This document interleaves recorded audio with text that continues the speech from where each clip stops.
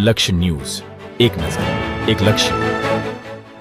ડભોઈ ખાતે ઓપરેશન સિંદૂરને લઈને દેશની સેનાના પરાક્રમને બિરદાવવા માટે ડભોઈ ધારાસભ્ય શૈલેષભાઈ મહેતા, જિલ્લા ભાજપ પ્રમુખ રસિક પ્રજાપતિના અધ્યક્ષસ્થાનમાં તિરંગા યાત્રા ડભોઈ એપીએમસીથી મેદાનથી નીકળી હતી અને મોટી સંખ્યામાં નગરજનોએ આ તિરંગા યાત્રામાં જોડાયા હતા. સમગ્ર દેશમાં હાલ પહેલગામ હુમલાનો બદલો લઈ ભારતીય સૈન્ય પરાક્રમ બતાવી દેશને આતંકવાદમાંથી મુક્ત માટે ઓપરેશન સિંદૂરથી એર સ્ટ્રાઇક કરી આતંકવાદી ઠેકાણાને ધ્વસ્ત કર્યા હતા.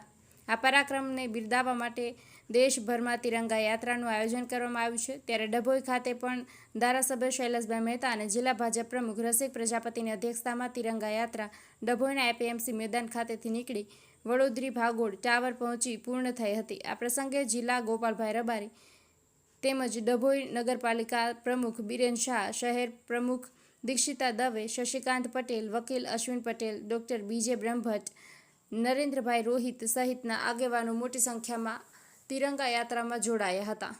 નિરંજન ચૌહાણ, ડભોઈ. ભારત માતા કી જય. જે રીતે પહેલગામમાં આતંકવાદીઓ દ્વારા 26 જેટલા લોકોને મારી નાખવામાં આવ્યા અને એના કારણે સમગ્ર દેશમાં એક આક્રોશનું વાતાવરણ પેદા થયું.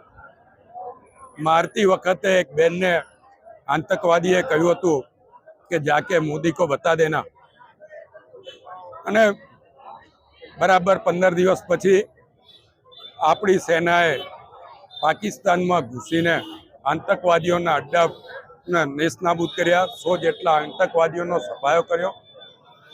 ત્યાર પછી પણ યુદ્ધનું વાતાવરણ સર્જાયું અને જે રીતે આપણી સેનાએ મોદી સાહેબના આદેશથી ઘરમાં ઘૂસીને એ લોકોને સબક શીખવાડ્યા અને એ લોકોના એરપોર્ટોને પણ નુકસાન કરવામાં આવ્યું.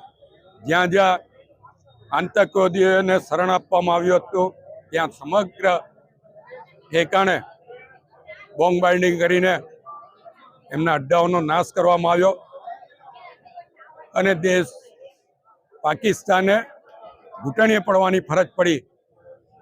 અને જ્યારે આજે આખો દેશ મોદી સાહેબ પર, સરકાર પર અને દેશની ત્રણેય સેનાઓ પર ગર્વ અનુભવી રહી છે. એના ટેકામાં ઠેર ઠેર તિરંગા યાત્રા યોજાઈ રહી છે. કોઈ ધર્મના કે જ્ઞાતિના કે પક્ષોના ભેદભાવ વગર તમામ લોકો આ યાત્રાઓમાં જોડાય છે. આજે દર્ભાવતી નગરીમાં પણ તિરંગા યાત્રા યોજાઈ. મોટી સંખ્યામાં લોકો આ યાત્રામાં જોડાયા અને આ યાત્રામાં હિન્દુ, મુસ્લિમ સહિત તમામ લોકો એક સાથે તિરંગા ઝંડાની નીચે આ યાત્રામાં જોડાયા.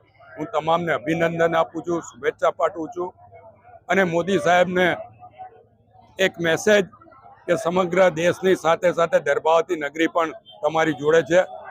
આ તિરંગા યાત્રામાં ખાસ અમારા જિલ્લાના નવનિયુક્ત પ્રમુખ રસિકભાઈ પ્રજાપતિ પણ જોડાયા છે.